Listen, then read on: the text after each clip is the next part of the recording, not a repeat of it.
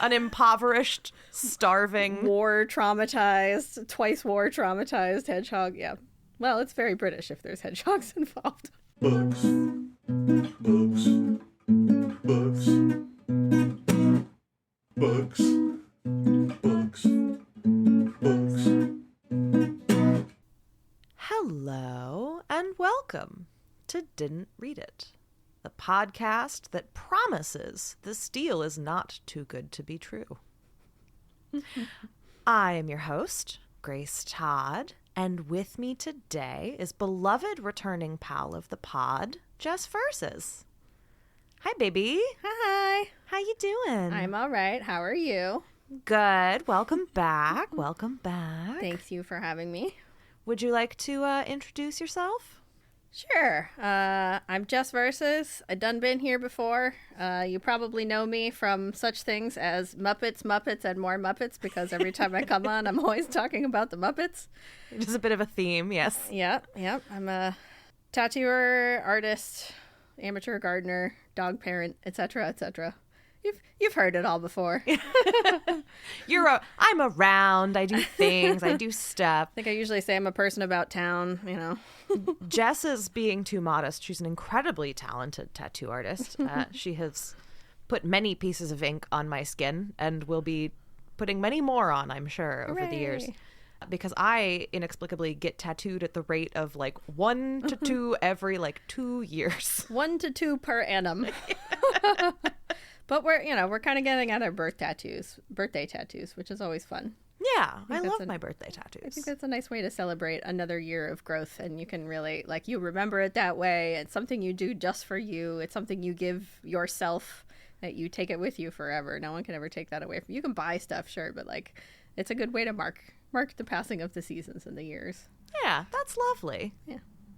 So as you said, you have been with us before, and we have discussed art. We've discussed artistry.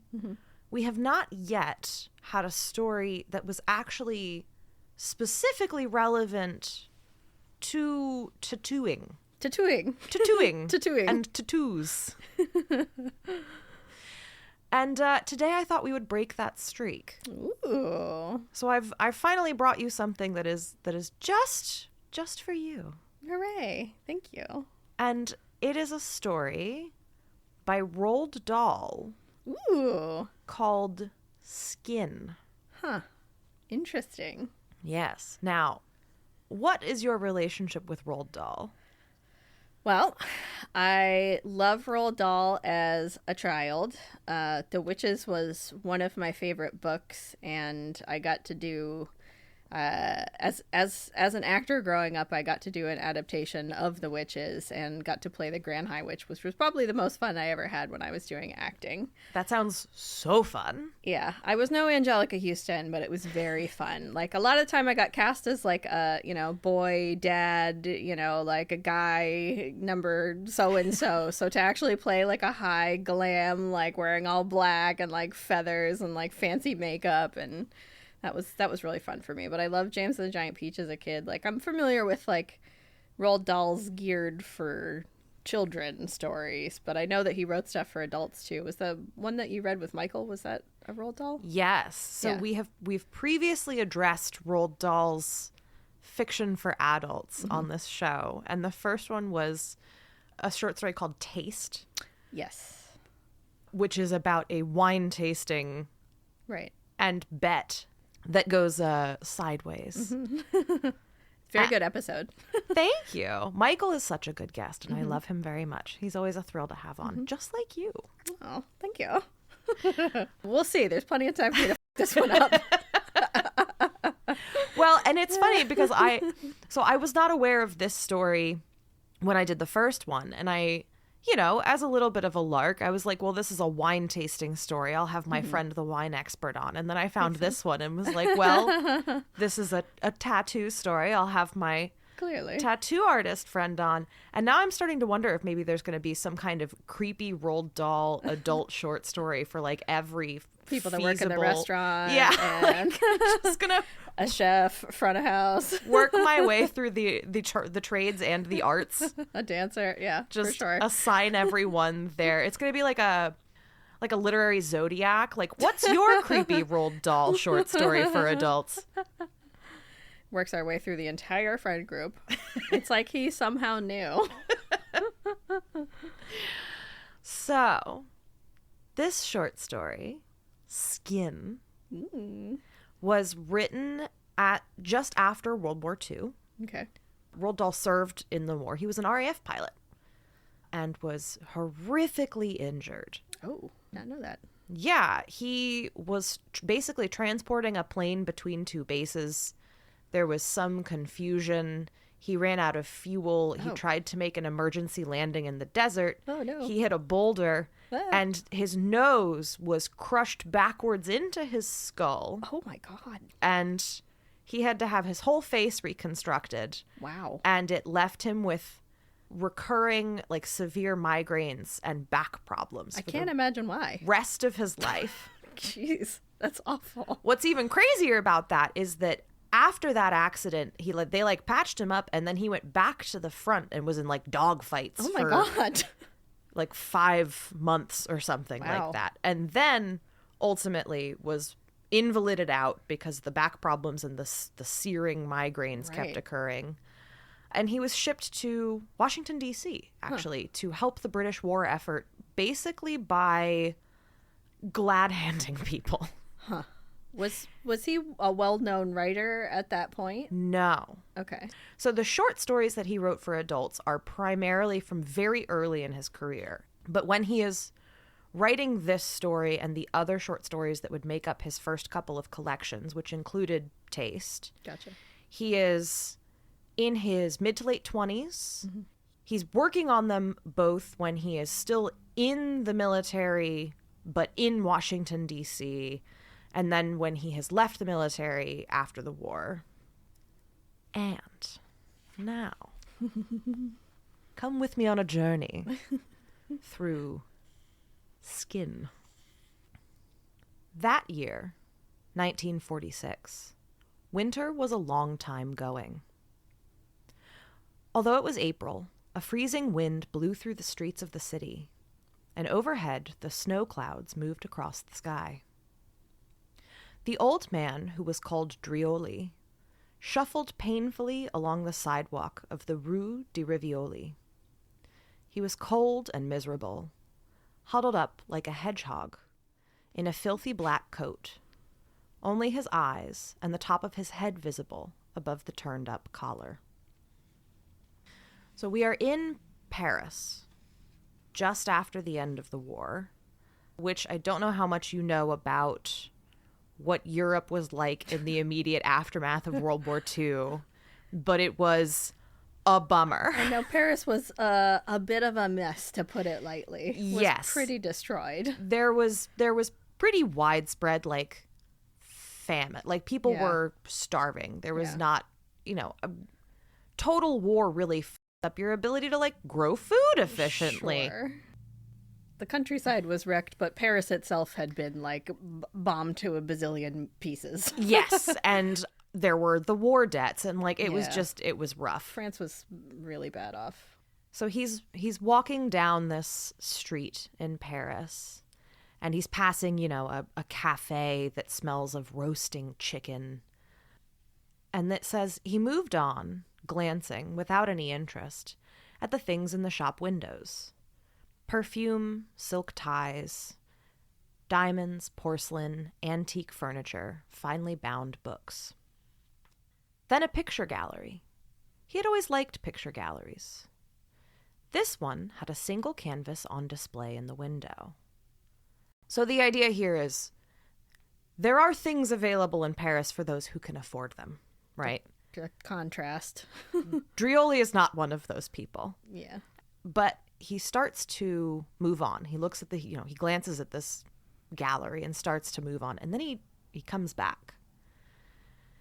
It says, Now suddenly there came to him a slight uneasiness, a movement of the memory, a distant recollection of something somewhere he had seen before. It was a landscape, a clump of trees leaning madly over to one side as if blown by a tremendous wind. The sky swirling and twisting all around. Attached to the frame there was a little plaque, and on this it said, Paul Tichin, 1894 to 1943. And Drioli suddenly remembers that he knew Paul Tichin.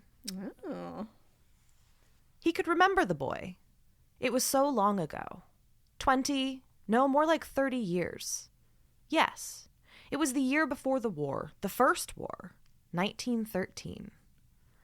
And this Tichin, this ugly little Kalmuk, a sullen, brooding boy whom Drioli had liked, almost loved, for no reason at all that he could think of, except that he could paint. And how he could paint.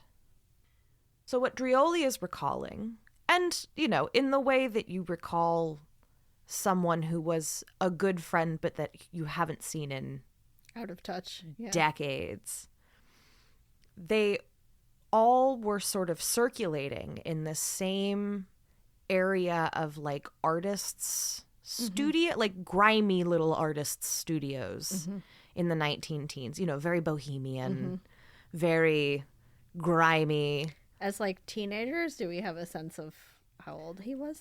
It sounds a little bit like, well, let's see. So if Tichin was born in 1894, Oh, okay. and he's pegging Math. this as being about 1913, that would make him...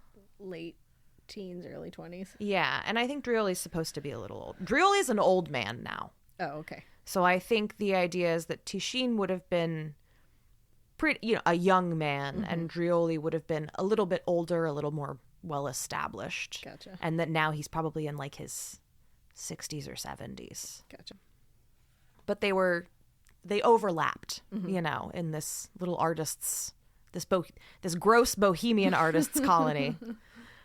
And he starts to remember the studio with the single chair in it and the filthy red couch that the boy had used for sleeping.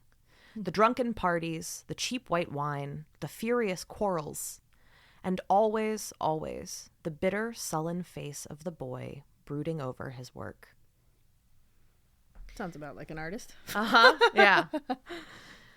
And as he stands there, it all starts to come back to him, you know, and we cut back in scene to this lost period.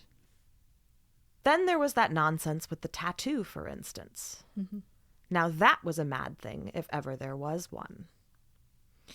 And it kicks off because Drioli has had a very good day at work.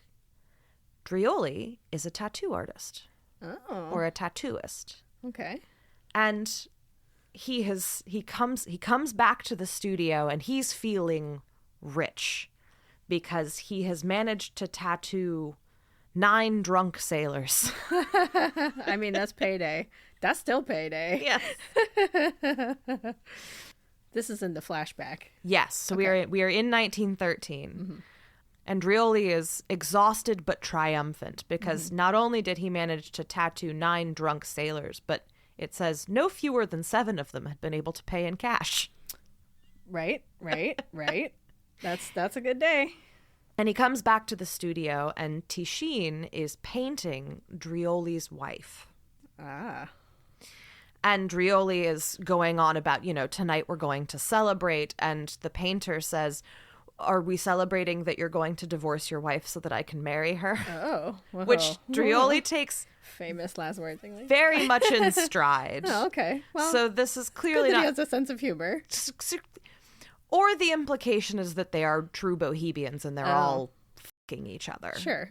Unclear. Just a little partner swapping, Just, Yeah, whatever. Might as well. It's worth noting that it described him as being a bit hedgehog-like at the beginning, so I'm just imagining a hedgehog that does tattoos because it is Roald Dahl, even though his adult stories are darker. But I just want you to know that most of these characters in my head are animals. But like an alcoholic old man hedgehog? Yes, exactly. Wearing a trench coat. An impoverished, starving... Twice war traumatized hedgehog. Yeah. Well, it's very British if there's hedgehogs involved. So Drioli, announces that they're celebrating because he's made good money. And the artist, Tishin, says that he's made no money, but they can celebrate that also. And so this is very much the dynamic that we're setting up, right? Drioli is in the world of the story and also in the era more of a tradesman than an artist. Mm-hmm. And Tishin is the... artiste, starving artist who sort of consistently is making comments about how he can't eat his paintings. Mm-hmm. There's the trouble. But you can sure try, and that cadmium blue will give you cancer. It will make you very sick. If you lick your brushes, you will go a little nuts, or the mercury in it, or the whole Mad Hatter artisting. Do not eat your paintings. But Drioli deeply admires Tishin's work, deeply admires all artists. Mm-hmm. And it transpires that they are actually both Russian originally. Oh. So they are Russian emigres to Paris. Gotcha. And that Drioli befriended this younger man because he saw him drinking alone at a cafe and was just like, hey, where are you from? What you do? What's up? You look artsy.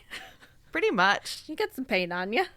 And so they are preparing to celebrate. And Drioli decides even that they should get much more drunk. Right. Very, very drunk. As one does in France. And so he sends out for 6 more bottles of wine. Oh my God, that's a lot. Of so bottles. much wine. Between the three of us, if we're assuming, or the three of them, if we're assuming that Drioli's wife came as well. Yeah, so it's 3 bottles of wine apiece. Drioli's wife, who is a badger. Yes. Drioli's wife, the badger. And so they're all in the studio. They're getting very drunk. Drioli's wife, who we learn is named Josie, she's having her portrait painted by Tishin. Who is a fox. It says, slowly, methodically, they set about getting themselves drunk. The process was routine, but all the same, there was a certain ceremony to be observed, and a gravity to be maintained, and a great number of things to be said, then said again. And the wine must be praised, and the slowness was important too, so there would be time to savor the 3 delicious stages of transition, especially for Drioli, the one when he began to float, and his feet did not really belong to him. That was the best period of them all, when he could look down at his feet, and they were so far away that he would wonder what crazy person they might belong to, and why they were lying around on the floor like that in the distance. That seems like a pretty, I'm not going to make it out to dinner level of drunk. This is expert, but... very like French bohemian drunk, right? Like we are drinking to... forget our feet. Obliteration. We are drinking to like borderline hallucinogenic. Yeah. We are doing the Moulin Rouge, like starving artist, absinthe, the whole 9 yards. Yeah. And it is 2 bottles of wine apiece will do that to you, but I'm just wondering if they're going to make it to dinner, because if I drank 2 bottles of wine before dinner, I would not go anywhere. Oh no, dinner's not happening. Who said anything about dinner? What do you mean dinner? I thought they were going to celebrate by going out to a nice steak dinner. No, the wine is the celebration. Oh, okay. The fact that they can afford the wine is a celebration. Ah, gotcha. Yes. I don't know where I thought that's why he's feeling so generous. He's sent away for like the extra bottles. I'm just thinking about how hungry I would get after doing 9 tattoos on a bunch of drunk sailors. I'd be like, man, I need to eat. I have not eaten all day. Maybe he stopped and got like a baguette on the way, and they just didn't feel the need to mention it, you know? That's fair. But it is somewhere between the second and third bottle of wine that Drioli has an idea. Uh-oh. A beautiful idea. It says, you are my friend, my ugly little Kalmuk from Minsk. And to me, you are such an artist that I would like to have a picture, a lovely picture, And Tishine cuts him off and says, "Have them all. Take all you can find, but do not interrupt me when I am talking with your wife." This is going in a direction. But Drioli keeps going, and he says, "No, no. Now listen. I mean a picture that I can have with me always, forever, wherever I go, whatever happens. A picture by you." And the pitch he is making is that he wants Tishine to do a painting on his back and then tattoo over it. Ah. Yes. I see. I was like, sounds like he's asking for something permanent, some would say. A And tattoo. Tishine isn't into this at first. And is basically like, this is a crazy idea. You don't know what you're talking about. And it does, again, which makes sense to me. You know more about the history of tattoos than I do. 1940 or 1913, you're not doing a ton of like really complicated shading. Yeah, it was, well, I'm speaking in, I know a lot more about tattoo history in the United States, although with a lot of Western Europe was, France and England in particular is like pretty related to U.S. tattoo history, where it's a lot of markings, it's a lot of symbols, not a lot of artists, a lot of tattooers, which is kind of an important distinction, that they were tradespeople and not necessarily artists first. That sort of changed a lot in later years. Yeah. I mean, which makes sense. And it's not that more artistic work wasn't possible. It just wasn't terribly popular. It wasn't as prominent, and it wasn't something that was as sought after. Like, these people could easily have been, mechanics or plumbers as well, but they just so happened to do tattoos and didn't necessarily need to be any more artistic than you would be to be an electrical engineer or a plumber. Right. Or working in construction. And so because of that, it's sort of implied as like why Tishine is at first very like, you don't know what you're talking about. Like, this just isn't going to work. And it really kind of bridles and is like, are you saying that I don't know what I'm talking about? and it says, no, the boy could not possibly be saying that. Because if anyone knew about the tattoo, it was he, Drioli. Had he not, only last month, covered a man's whole belly with the most wonderful and delicate design composed entirely of flowers? What about the client who had had so much hair on his chest that he had done him a picture of a grizzly bear, so designed that the hair on the chest became the furry coat of the bear?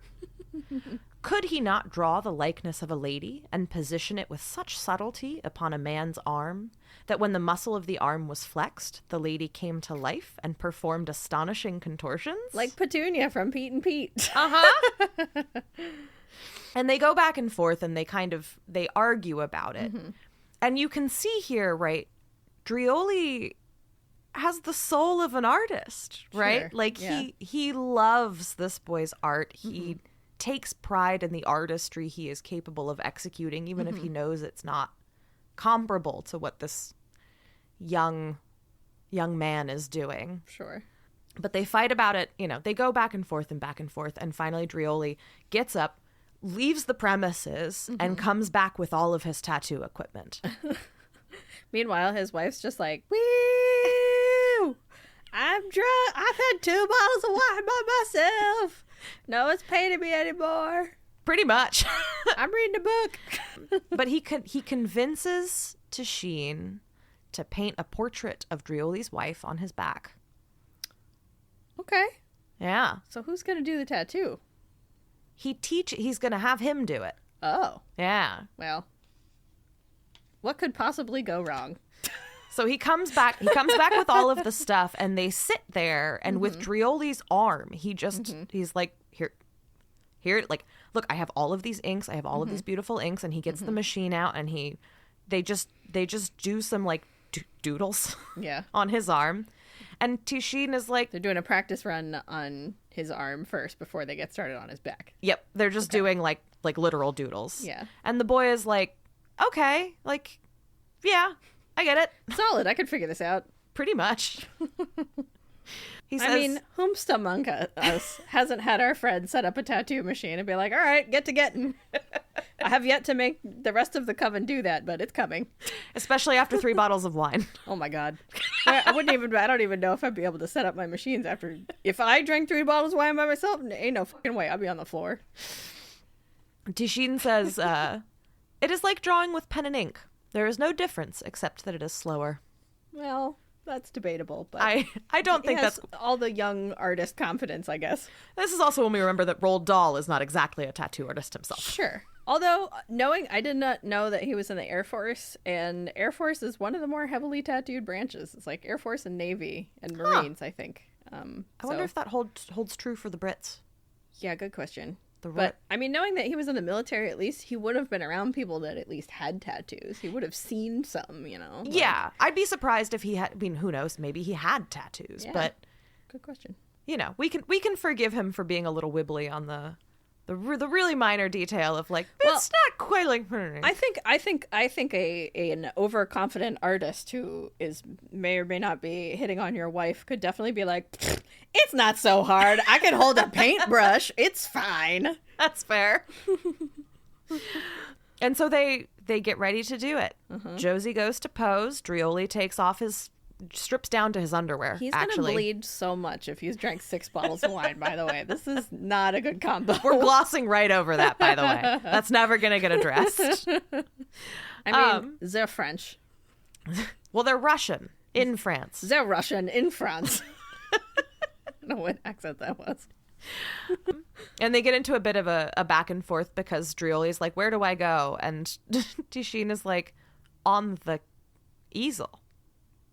And Drioli's like, I can't get on the easel. I'm going to break the easel. I am drunk. And also, I do not fit on an easel. Also, an easel is designed for like 2 pounds.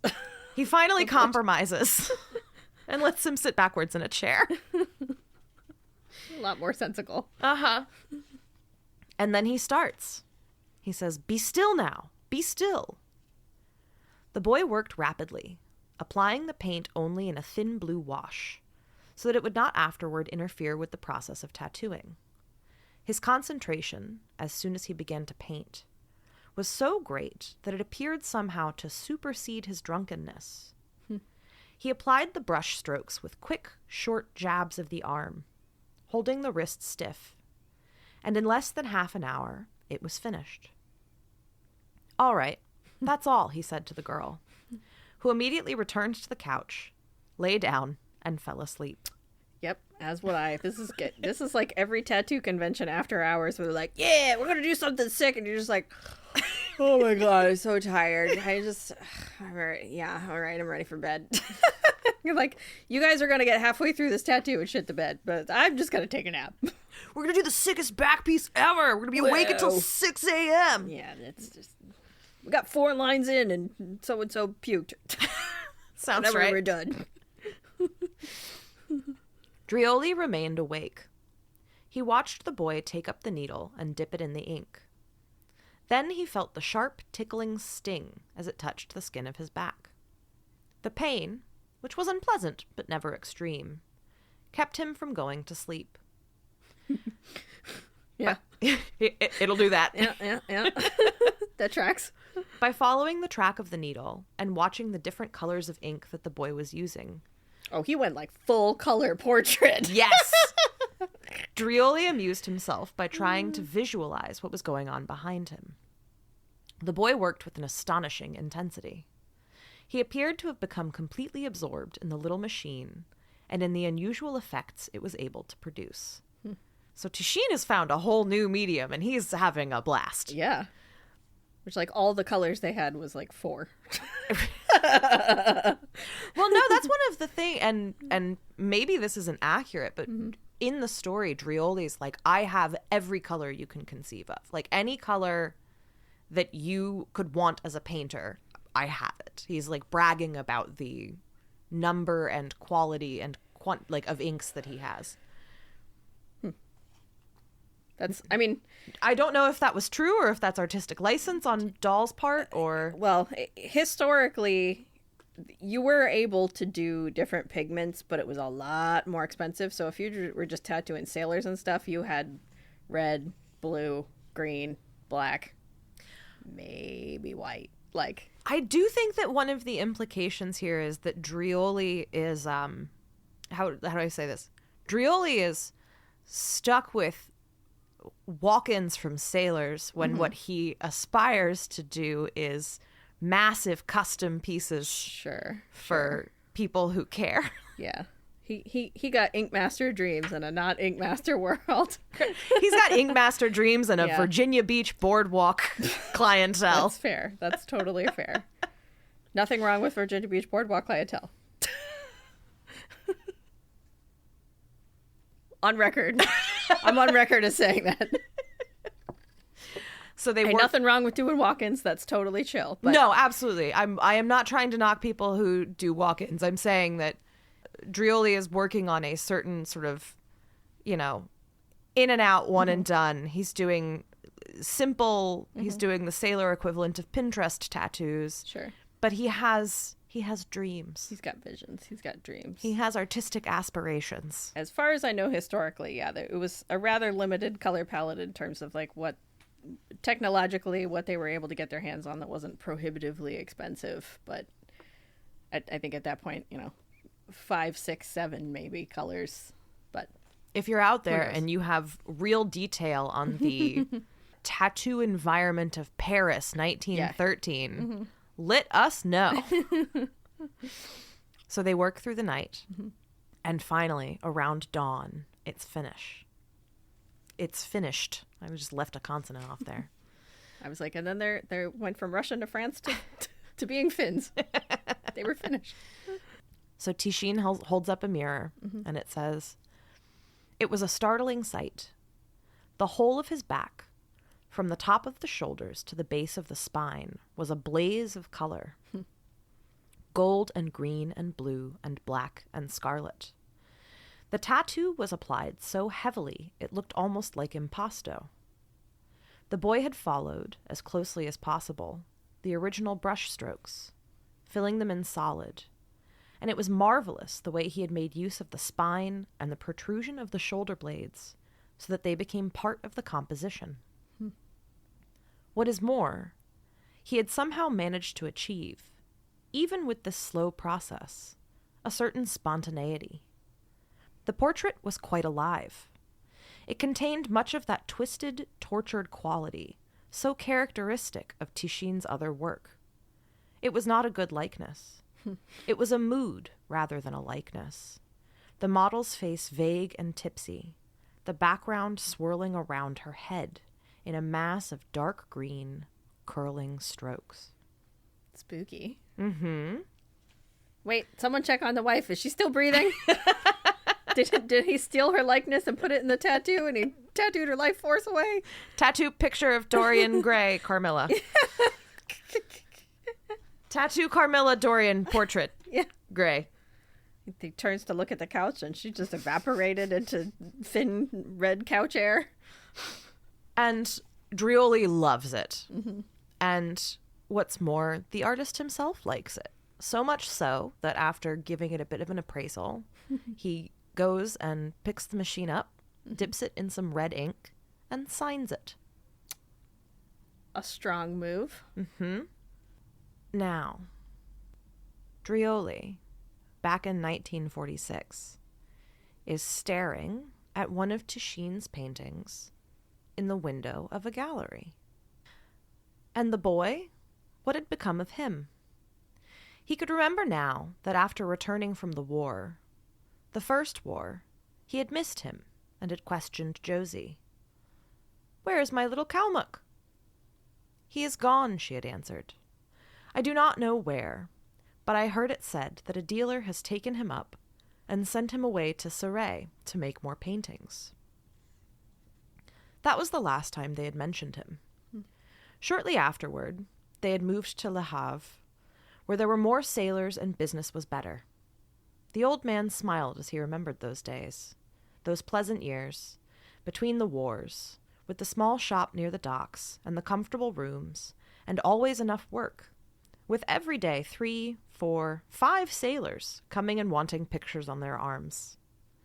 Those were truly the pleasant years. Mm-hmm. Then had come the Second War, and Josie being killed, and the Germans arriving, and that was the finish of his business. No one had wanted pictures on their arms anymore after that. And by that time, he was too old for any other kind of work. In desperation, he had made his way back to Paris, hoping vaguely that things would be easier in the big city. But they were not. And so Drioli is on the brink of starvation. Aww. And it more or less says that he's hit a wall. He doesn't know what to do. Mm-hmm. And the last thing really available to him is begging, and he can't quite bring himself to do it. Too real. You get too long in tattooing and you can't do anything else, and then you just, I don't know. Yeah. I can't, my hands and my back and, ugh. Well, and again, I mean, this is post-war Paris. Like, everything has been... No one has money for tattoos. Sure. And now he People is don't have bread. too People old don't to have do food. it. And there's no, people are starving. Yeah. And he's still staring at the picture for all of this. And he says, well, he thought, so that is my little Kalmuck. And how quickly the sight of one small object such as this can stir the memory. Up to a few moments ago, he had even forgotten that he had a tattoo on his back. It had been ages since he had thought about it. He put his face closer to the window and looked into the gallery. On the walls, he could see many other pictures, and all seemed to be the work of the same artist. There were a great number of people strolling around. Obviously, it was a special exhibition. And I did want to just sort of make a note of, like, I could see forgetting I had a back piece. Well, genuinely. I was also thinking this was back in the day when, it hasn't been until extremely recently, and I would say extremely recently, I would say in like the 90s, early aughts, when tattooers started getting started having super visible tattoos, like the old school guys, like, Sailor Jerry and, Ed Hardy, like Ed Hardy specifically, like, stopped at his wrists, and like doesn't have no one's getting their face tattooed. Like the old timey dudes, like they were like, you still have to be presentable to like go to court. You still have to like be able to like go to a business association meeting and not freak out the squares. Like, yeah, we're covered completely under our like suits. If we wore a suit, you couldn't see it, but like that's only been a lot of the sailors that Drioli was tattooing probably had more visible tattoos than Drioli did, so. Right. And it's implied that he's, we know he had some on his forearms. Some doodles, yeah. But he's an old man. Yeah, yeah. And like, I giggled at that because I feel like there are people who would read this story and be like, how would you forget a tattoo on your back? And it's like, very easily. You don't look at it all the time. Yeah. I mean, that's one of the things when I tattoo people and they get their first one on their back because they're, thinking about the pain or whatever. And they're like, yeah, when I get out of the shower and I see it, once for 2 seconds a day, like, oh, I love it. And then it goes to, but I want something on my arm that I can see all the time. Like, I sometimes forget about the tattoos on the backs of my calves. Sure. Yeah. I mean, I'll be shaving or something and just be like, oh, hey. I love the tattoos on the backs of my thighs. That one that Dustin Davis did is one of my favorite. And I never see it. Except for if I'm like doing yoga or something, I happen to be wearing shorts. I'm like, oh yeah, I love that thing. I wish it was on the front. wish I could see it. Wish I could see it. So Drioli, who's been moved, by the memories and by seeing this art again for the first time that he hasn't seen in 30 years, he goes into the gallery, which is a mistake. Uh-oh. Because remember, he's gross. Like, he's in their eyes. Sure. He's got his big, well, here, I'll let the story itself tell you because there's not too much left. It was a long room with a thick wine-colored carpet, and by God, how beautiful and warm it was. There were all these people strolling about looking at the pictures, well-washed, dignified people, each of whom held a catalog in the hand. Drioli stood just inside the door, nervously glancing around, wondering whether he dared to go forward and mingle with this crowd. But before he had time to gather his courage, he heard a voice beside him saying, "What is it you want?" And so they, the owner of whoever's in charge, the gallery staff, essentially, more or less surround him and are like, "You need to leave." And he is, his response is, "Am I not permitted to look at the pictures?" And they don't really acknowledge. They just say, let's not have any trouble. It's time to get you out of here. You look like you don't have any money to buy a painting because you haven't taken a shower in a while. So, if you could just, get out. And then they grab him. Oh, no. And it says, "That did it." "Take your goddamn hands off me," Drioli shouted. His voice rang clear down the long gallery, and all the heads jerked around as one. All the startled faces stared down the length of the room at the person who had made this noise. A flunky came running over to help, and the two men tried to hustle Drioli through the door. And so everyone is staring at him. And it says that their faces expressed only a mild interest and seemed to be saying, "It's all right. There's no danger to us. It's being taken care of." Right? This is such a, NIMBY. Well, and you know exactly that expression, right? I'm eating a tiny nibble of cheese and I don't have to lift a finger, right? Somebody else is taking care of this, right? I'm a rich American eating a cube of cheese in war-torn Paris, and I don't want to deal with this vagrant. Yeah. And Drioli starts shouting, I too have a picture by this painter. He was my friend, and I have a picture which he gave me." And they start calling him a lunatic, and someone says that they should call the police. Aww. But he runs through the gallery and starts shouting, "I'll show you, I'll show you." Oh, boy. And he strips down. Okay. He takes off his clothes. Not gonna go over well. And he says, "There, you see it? There it is." There was a sudden absolute silence in the room.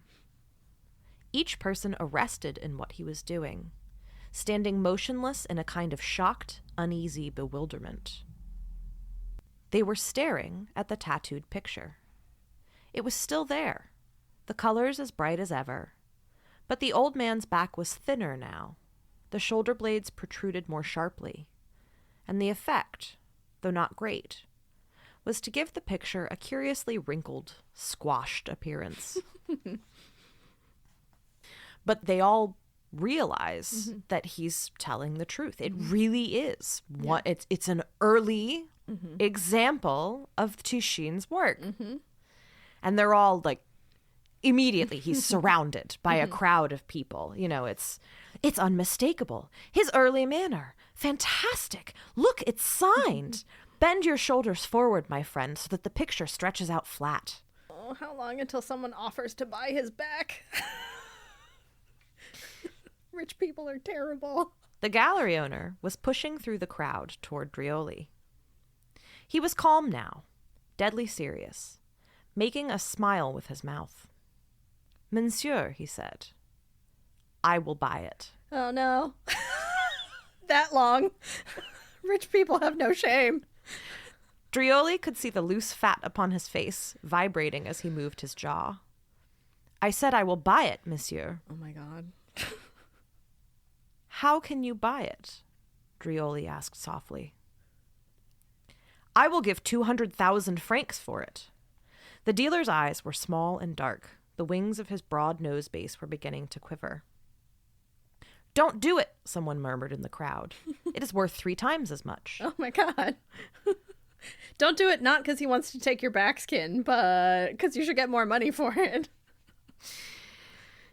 Says, and Drioli, understandably, after being speechless for a moment, says, "Monsieur, how can I possibly sell it?" All the sadness in the world was in his voice. Listen, the dealer said, coming up close. I will help you. I will make you rich.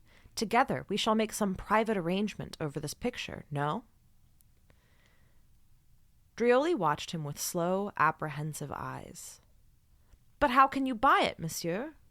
What will you do with it when you have bought it? Where will you keep it? Where will you keep it tonight? And where tomorrow? I'm scared. I'm scared for him. And the dealer concedes that this is a problem. He says, it would seem that if I take the picture, I take you also. That is a disadvantage. And I gotta feed you. Uh-huh. Maybe. And Best case scenario. Right. Have you stand in a corner. He says, the picture of itself is of no value until you are dead. How old are you, my friend? Oh, Jesus. And Drioli answers 61. And the dealer says, but you are perhaps not very robust. Oh, my God. No? Woof. It says, the dealer lowered the hand from his nose and looked Drioli up and down, slowly, like a farmer appraising an old horse. Yeah, it's a very troubling image. I do not like this, Drioli said. I don't blame him. I am on the same dog. Edging away. Quite honestly, monsieur, I do not like it. Yeah. And another man emerges from the crowd who is wearing yellow gloves. Mm-hmm. And the stranger says, listen, my friend, do you like to swim and bask yourself in the sun? Do you like fine food and red wine from the great chateau of Bordeaux?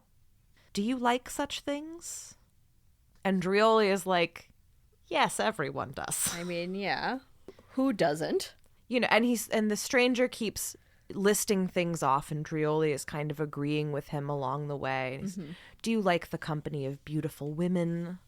Cupboards full of suits and shirts made to your own personal measurement? Mm-hmm. Have you ever had a shoe constructed especially for your own foot? And a man who will shave you in the mornings and trim your hair? And manicures? And a little bell beside your bed to summon a maid? Would you like these things? Sounding a little too good to be true. Huh? And the stranger in the yellow gloves says, you see, I am the owner of the Hotel Bristol in Cannes. I now invite you to come down there and live as my guest for the rest of your life in luxury and comfort. You just have to stand in the corner on a box all day, every day. Kind of. He says, your only duty, shall I call it your pleasure, will be to spend your time on my beach in bathing trunks, walking among the guests, sunning yourself, swimming, and drinking cocktails. Slightly better. And his reasoning is, all of the guests will be able to see the picture when he's hanging out beachside. And everyone will flock to his resort to come see the half-naked old man with the $1 million painting on his back. Sure. I mean, you have to think about this time that they're talking about is following historical logic, like Dust Bowl era sideshows with heavily tattooed people being an attraction, and the attraction was that they were heavily tattooed, was like 30s. So 40s, this is not far. If you have a beautiful piece of artwork in the 40s, it's not beyond the pale that would be such a rarity, especially something that's described as being extremely painterly and, you know, like sure. all these colors and famous the painter artist. exactly. The painter, he might as well have a Picasso tattooed on his back. Right. So is the equivalent we're working with here. That's the draw, yeah. And so the man in the yellow gloves and the dealer start fighting over him. They're bidding over his back. The art dealer is offering to make an arrangement with a surgeon to have it surgically removed. Hard pass. And the new skin grafted on it. And the man in the yellow gloves is like, that operation would kill him. Yeah. You ever heard of flaying? That's that. For the biggest area of skin on your whole body. Yeah. It says he's too old. It would kill him. It would kill someone in your 20s to have your entire back removed. And Drioli, they're going back and forth, and Drioli says, in the name of God, Drioli cried. He looked around, aghast, at the faces of the people watching him. And in the silence that followed, another man's voice, speaking quietly from the back of the group, could be heard saying, "Perhaps, if one were to offer this old man enough money, he might consent to kill himself on the spot. Who knows?" Christ. A few people sniggered. The dealer moved his feet uneasily on the carpet. Then the hand in the canary glove was tapping Drioli again upon the shoulder. "Come on," the man was saying, smiling his broad white smile. "You and I will go have a good dinner, and we can talk about it some more while we eat. How's that?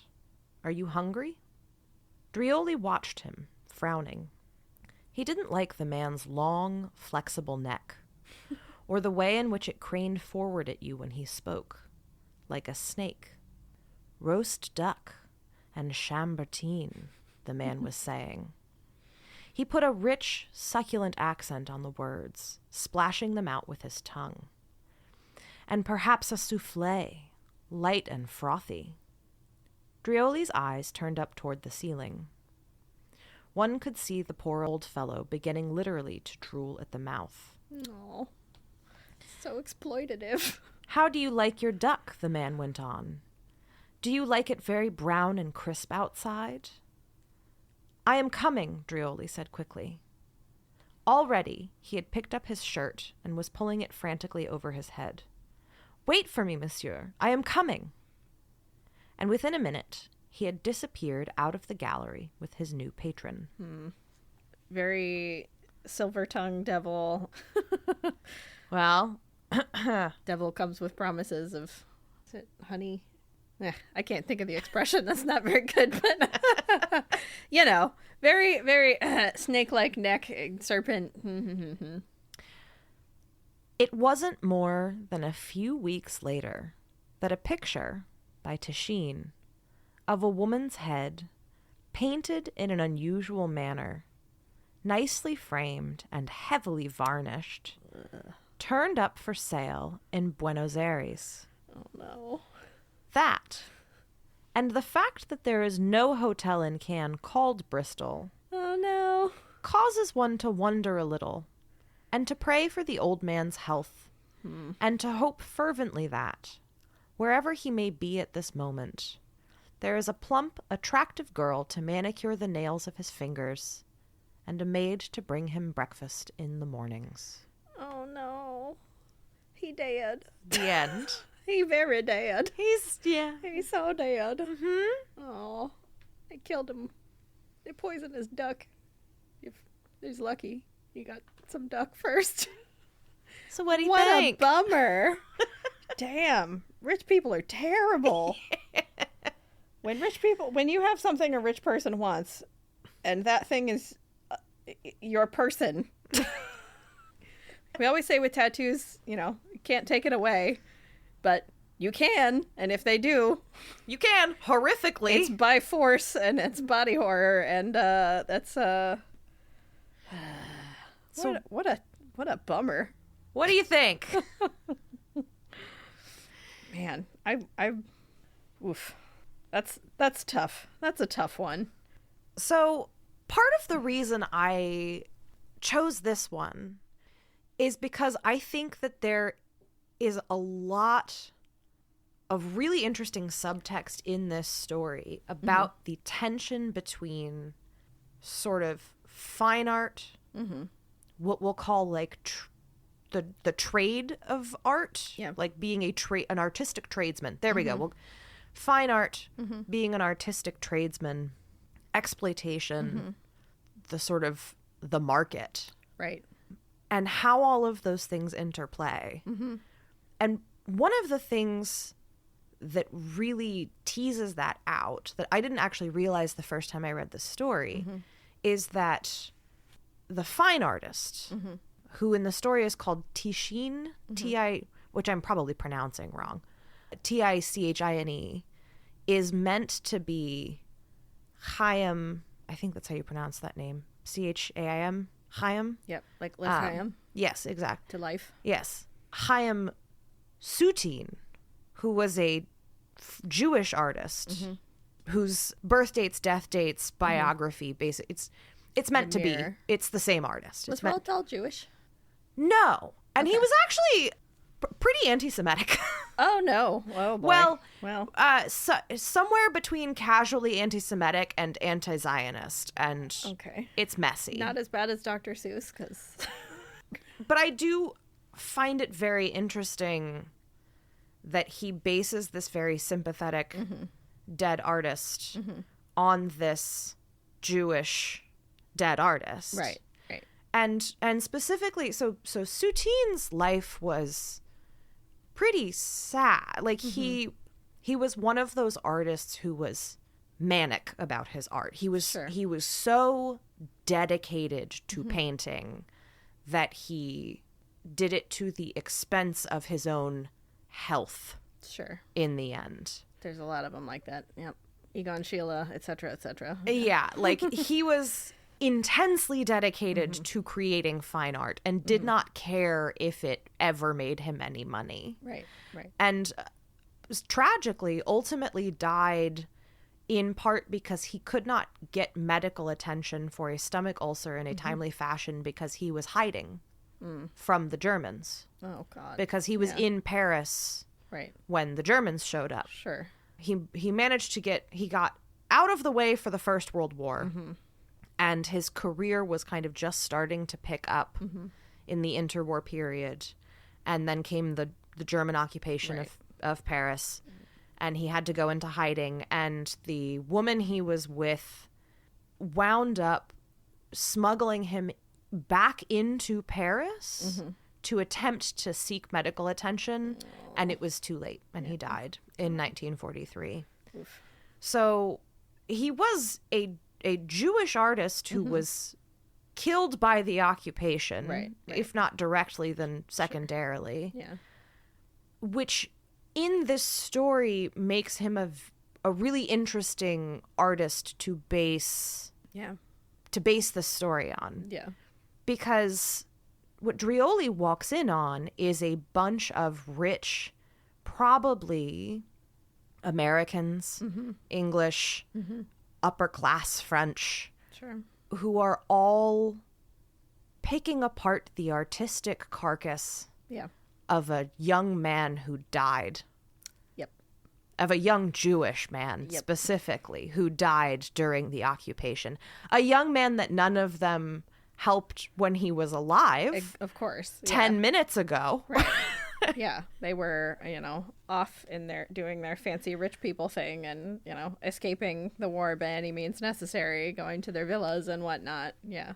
And then on the flip, so you have Soutine, who is devoted to fine art to the point of almost starving himself to death.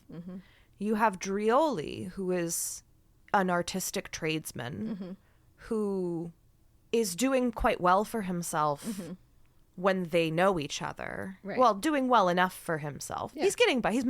He's working class. He could afford 6 bottles of wine on a good day, which is, I would imagine in 1913 still pretty pricey for like 6 good bottles of wine to, Right.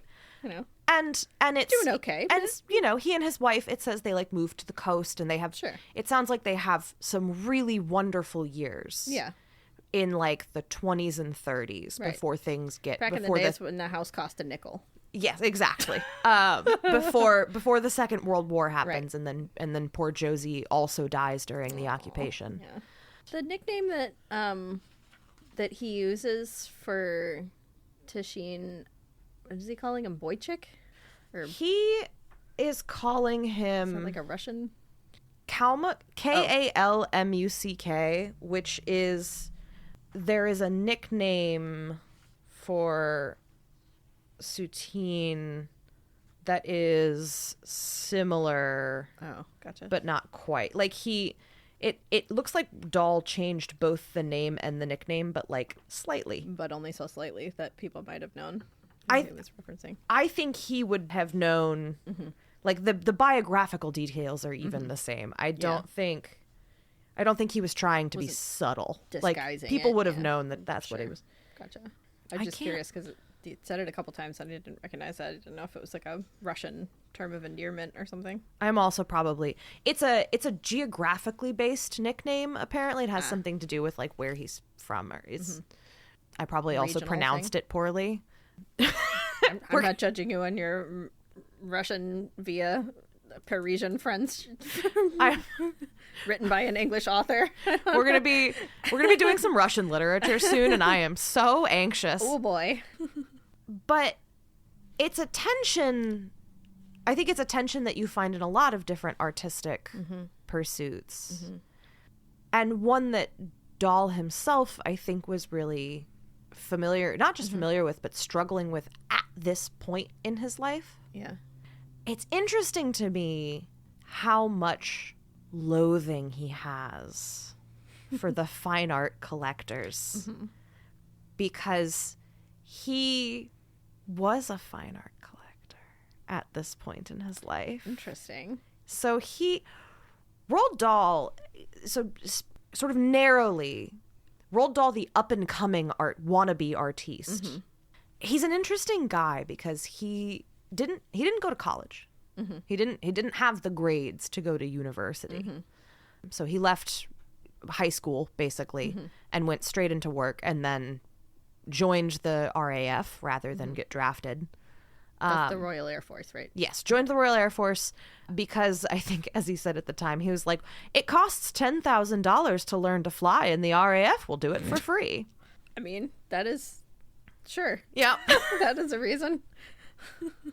But he's one of those people who sort of comes from and stays in the sort of middle to upper middle class, but finds himself between 25 and 28. So like I said earlier, right, he's invalided out of the Air Force. They ship him to Washington, D.C. He's tall. He's hot. Women like him. He's a braggart by nature. He's just very full of himself. He's also got a British accent, so... and he's a dashing war hero, right? Yeah. He's a vet. He's British. His job while he's over there is to basically be a socialite. His job is to help the English war effort by making sure that the right Americans, which means the rich ones with all the influence, think positively of the British and their chances in the war. He's basically a one-man propaganda machine. Oh. That's his job. And he wasn't the only one, but he was a notable one because he was very good at it. Yeah. He had a lot of affairs with rich older women. He befriended a lot of, I mean, like some of the richest people. He was painting a lot of wives, wink, wink, nudge, nudge, if you know what I mean. Yes, very much so. But he was also immersed in a world of wealth that he could not have conceived of beforehand. Sure. And that wealth and also power if you're around DC and politicians. Yes, but the wealth was the part that turned his head. Ah, gotcha. There was a brief period where he was living in like the most decadent surroundings you can imagine, with the kind of people who did not have problems because every problem they had could be solved with money. He became very close friends with a Texas oil millionaire. Oh, okay. Last name Marsh. I can't remember his first name. And they collected art together. Ah, gotcha. And Dahl became one of Marsh's proteges. Marsh sold him an interest in an oil company with no money down and no interest. So he's schmoozing. Marsh once gave a journalist that had impressed him a newspaper. Wow. Just interesting. Yeah, huh. Yes. Imagine having that kind of humor. I can't. I literally can't. Well, and Dahl spent the tail end of the war living under the auspices of you money. And then the war was over. And he went back to England. And he didn't have you money. And all of a sudden, he was trying to make make a go of it as a writer. Right. And B, he's just living like normal, boring life again. Right, right. Like, while he's in the States, he almost writes a Disney movie. He, like, knows Walt Disney. Oh, wow. They're hanging out. Yeah. His first book is published by the Walt Disney Company. Oh, wow. It's like a children's book. That's wild. And it all kind of happens by accident. Sure. He kind of stumbles into it. But again, all of that disappears. Like, it just sort of evaporates. Yeah. And all of a sudden, he is back home. He is struggling, right? It's not easy to be a writer. Sure. He is frustrated and angry and resentful now of this gilded world that he was So close. so close So to. close. He could almost taste it. And I think the sheer arbitrariness of it is underlined so much more emphatically when you are actually close to these people. I think it is less surprising when people who are sort of lower down the socioeconomic ladder look at like millionaires and billionaires and are like, they probably earned it. Yeah. Because it's not until you start like actually kind of rubbing elbows. It's not until you meet a couple of people who have you money that you're like, oh, you are a moron. Yeah. It's like You are lucky you have this passed down from generations to generations because you do not have the brain power to maybe put this together on your own. yeah, like you are not special. There Yeah. is nothing special or exciting about you. Like Elon Musk is Right. one of the stupidest people who's ever Yeah. lived. The only thing special is the luck of where you were born and whom you were born to that already had a fortune. Yes, and I don't think it is surprising that some of the most like intense and kind of uncut rage you will find is from people who are either class traders who start out with a lot and then realize that the system is fucked, Right. or people who are kind of in the middle of the sandwich who interact with these people Right. consistently enough to be like, oh, you're just gonna destroy society for laughs. Yeah. I mean, there's some similarities between this story and between Taste, where Roald Dahl is really painting a vivid image of assholes with money. Yes. And Like, the that whole is not subtle. collection could really be retitled Assholes with Money. Right.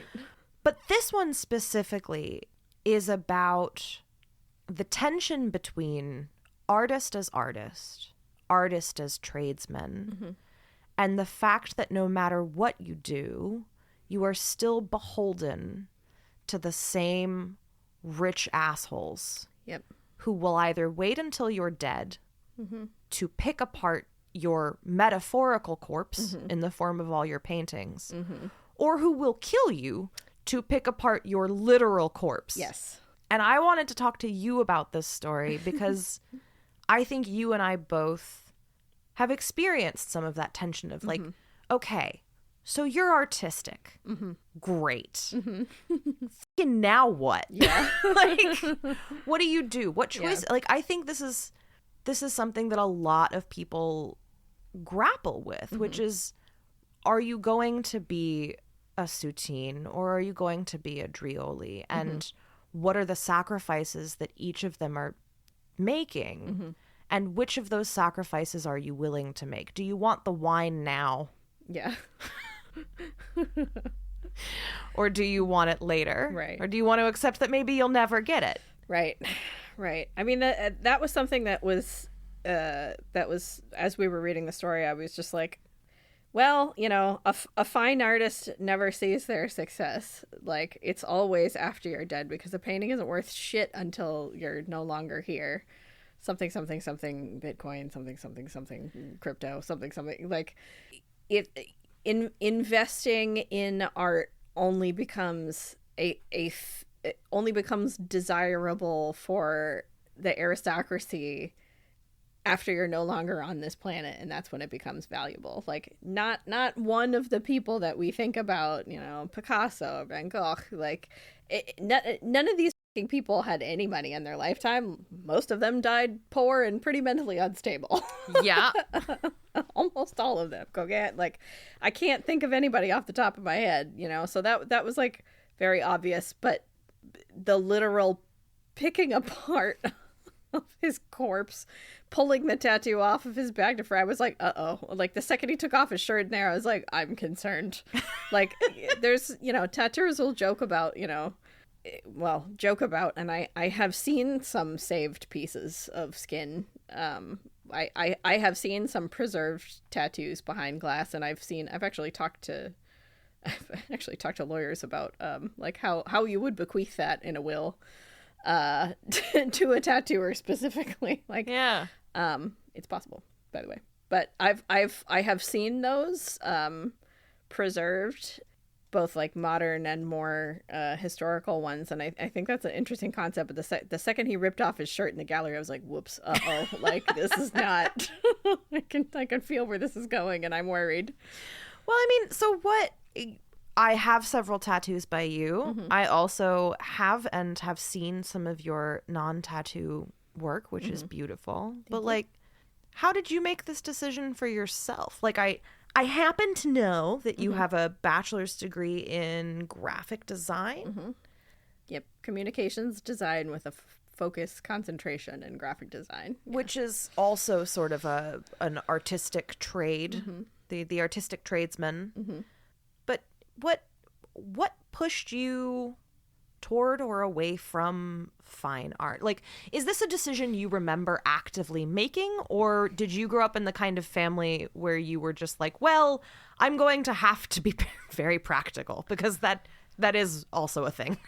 I think for me, I grew up drawing from a very, very small age. My mom made me start drawing pictures because I would go through coloring books too fast and it was costing too much money. And honestly, that was one of the best things. Her frugality was one of the best. She was like, we get paper for free from your dad's work and office. Like, we got all this extra paper with, you know, stationery and whatnot. Like, just draw on this stuff so I don't have to buy you anymore, which in retrospect was one of the best things she ever did for me. But like, my grandfather was an artist on my dad's side. He was a fine artist painter. He painted religious iconography and then sold it to churches all through the Bible Belt. I don't know if I ever told you that. That's but really cool. He had a side business, St. Luke's Studios. That's where that logo that I have tattooed on my arm of the bull for St. Luke with the palette behind it. So that was his nighttime gig, was doing. But he painted portraits. We had that like portrait of Winston Churchill. He was an amazing oil painter. And then his day job was designing shoes. So that's what he did. So he was a commercial artist, but also a fine artist on the side. And, you know, he did watercolors and like sketches of my dad and my Nana, like portraits and landscapes. And that was his for funsies. So like, I grew up sort of knowing that. And of all the people in my family that like were artistic, most of them did art and then had a side gig, and art was maybe related to it. So like, from a small age, I knew that I wanted to be an artist, but it was also kind of a question of like, yeah, but how am I going to support myself? Yeah. And like with tattooing specifically, like originally when I went to art school, like I've known that I wanted to draw, like drawing, not really painting so much, but like drawing is a thing that I've done forever. And that's a part of me. So I started to go to school for illustration, and they were making me hate drawing.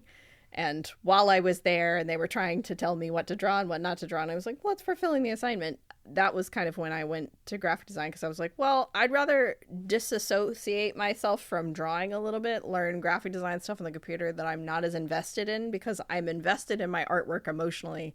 And when someone tells me, no, don't do that, I get defensive. So let me separate from that, do some commercial artwork, and there's a little bit more of a rift there. So I don't take it personally and someone critiques my, you know, menu design for this thing. Like, yeah. So I was like, I can still draw and paint on my own. But, you know, with graphic design, that was sort of the thing. Tattooing, on the other hand, is both. Yeah. So tattooing straddles the line between being commercial art, you know, you're being commissioned, you're much closer to an illustrator than a graphic designer. Like, you're being commissioned to do a drawing, and then the application of that drawing onto a person, and then it straddles the line into craft as well. So, you know, you're doing a trade, you're learning a craft, it's practical applications, you're also doing artistic stuff. Like, it really is, you know, it's vaguely medical too. You know, that's why we have so much training and licensing. Like, you're really kind of covering all of the bases, and there is a tension between like artists that want to tattoo what they want to do occasionally and like a tattooer. Right. Like, and that's where like the term tattoo artist and tattooist is actually an older term than tattoo artist. Like, that didn't start coming into popularity until a lot later too. There was tattooer and tattooist. Yeah. Like kind of the slightly fancier version, I think, as far as it's perceived. But like tattooer implies a more of a focus on the craft, whereas like tattoo artist is like an artist who tattoos. Like, and there's a small yet important distinction there. It's interesting because I think one of the things that Dahl landed on here is that tattooing is a pretty good metaphor for what one of the things he's kind of grappling with at this time, which is being a working writer, which very similarly, like, writing is a fine art.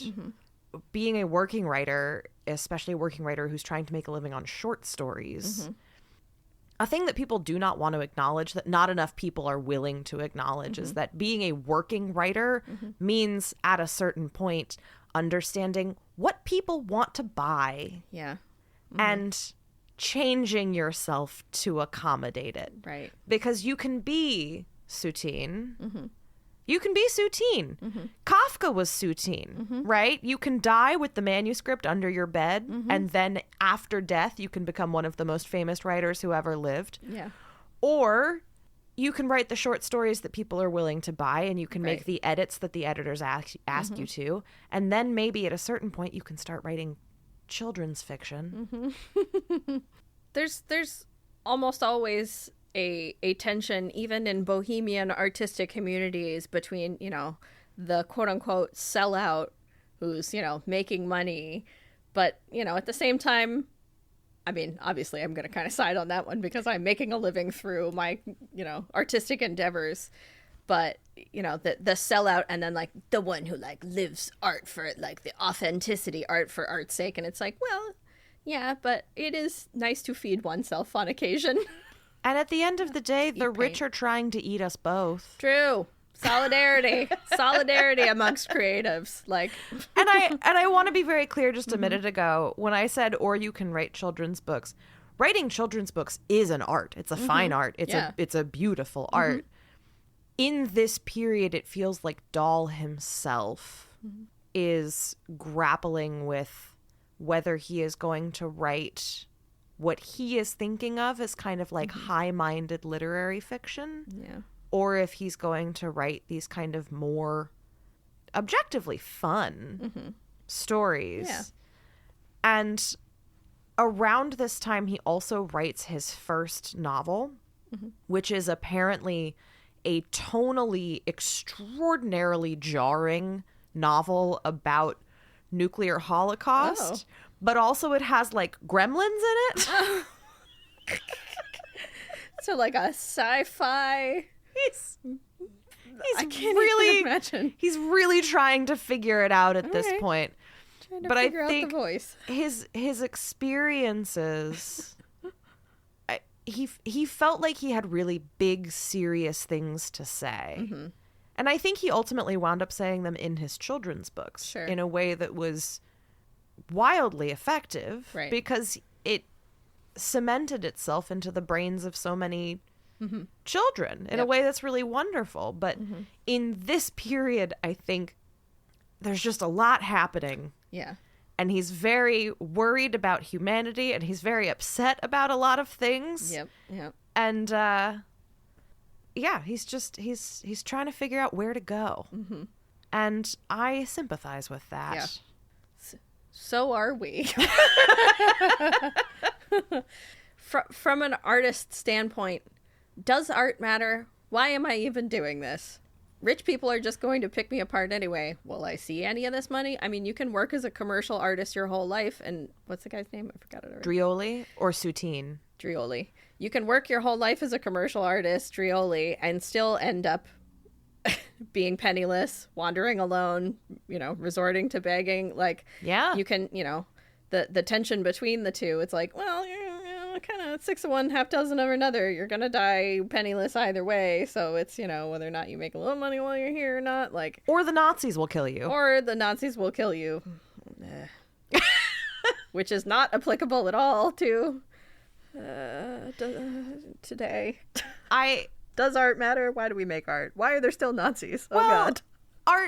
Art does matter. And this is what I want to close on is Drioli loved his friend's art. Mm-hmm. And he got that tattoo because he loved his friend's art. And yeah, he forgot about it as time went on. Mm-hmm. But it was a gift that they gave to each other. Yeah. And it meant something to them. And when Drioli think about his reaction, right? He is starving. He is going through the streets. He sees this gallery, and when he goes in, his first and only question before they give him a hard time is just, am I not allowed to see the pictures? Yeah. Like, Drioli cares about art. Mm-hmm. We all care about art. Art is important and is meaningful. And when it is two people sharing their art and their artistic lives with each other and supporting each other, even if they're, grimy, drunk bohemians, that's a beautiful connection. Yeah. It's only when the rich people, it's only when rich people and Nazis get involved that the problems start, right? Yeah. And so, like, if you are a Soutine or if you are a Drioli, of all, take care of yourself, right? Mm-hmm. Do your little wrist stretches. Don't get carpal tunnel. I'm looking at you, tattoo artists and regular artists and writers. Are you sitting like a shrimp right now? Straighten up. Do some stretching. Take care of yourself, physically and emotionally. Drink some water. Drink some water. Don't sell your art to Nazis. Put on sunscreen. Yeah, put on sunscreen, especially if you have tattoos. It does matter, right? Drioli had like a really moving moment, and even though they took it away from him, he got that moment in the gallery too, where he was like, I have a picture. I have this thing that you think is worth something. He was my friend and he gave it to me. And I think that is really special and worthwhile. I do too. Even if the bastards win in the end, we can enjoy and give each other beauty in the meanwhile. Oh, yeah. Yeah. I think that's great. Well, I think that about covers it. Yeah, I think so too. Any final thoughts on skin? If any rich people start looking at you long and hard and asking you questions about your tattoos as though you weren't attached to them, please run. Because it's not going to end well. Yeah. That's a good moral of the story. Also, if you're a tattooer and you make a bunch of money and you get, there's kind of a joke in tattooing that, like, the ideal day would be like a bus full of like drunk, football players, military people showing up and all wanting, like tribal black work half sleeves, like, because they're not terrifically taxing. You could draw them up. It's good money. Like that part, I was just like, it sounds like Roald Dahl knew somebody. Like, had 9 drunk sailors roll up. I was like, I've heard that story before. And then you go out and get a steak dinner. And 7 of them could even pay in cash. 7 of them could even pay in cash. Like, pretty impressive. I was like, what did they pay with? They didn't have credit cards yet. I think, if you're working in the commercial arts or any sort of commercial artist, like, take care of your starving artist friends. Look after them. Yeah. Take them out for a couple bottles of wine here and there. Like, there's that joke in artistic and activist communities that we're all passing around the same $50. Yeah, exactly. When it's your turn with the $50, buy your artist friends some wine. Yeah. I mean, it's ultimately it's solidarity between creators and, people who are on the ground. Like, we are never going to be the aristocracy. We are never going to be the people who can somehow have the means to shed other people's skin off them. I mean, whether or not they're physically flailing you, or they're making you work for peanuts at Amazon and taking years of your life by what they're forcing you to do. Like, either way, we have more in common with each other. We have more in common with our starving artist brethren than we do with anybody else. I think really we just gotta look out for one another. And no matter who you are, you deserve to appreciate beauty. Yeah, absolutely. Go to an art museum. A free one. Yeah. More free art museums. I think maybe I'll go visit my favorite Cassatt at the VMFA. Yeah. Access art should be accessible by everyone. Yeah. Growing up outside of DC with the wonderful Smithsonian's, there's many of them. When I moved away and found out that museums in other places cost money, I cannot overstate how scandalized I was. Yeah. Even though I was a full-blown teenager by this point, but I remember out loud being like, you're charging money for knowledge and art? Putting art behind a paywall. Like, and somebody that I think I was with, was like, well, not everyone can be the Smithsonian. Like, they have like a multi-million-dollar endowment and also federal funding. I was like, yeah, but like, how can you charge money for? It's like, I mean, if anything, it should be a tiered system, and rich people should pay a shitload, and going to a museum should be a scaled. I don't know. There's a whole lot more in there, but might have to. We're just rambling now. Cut that. Yeah. All right. Well, my darling, thank you so much for joining me. Thank you for having me this week. This is a blast. Yeah.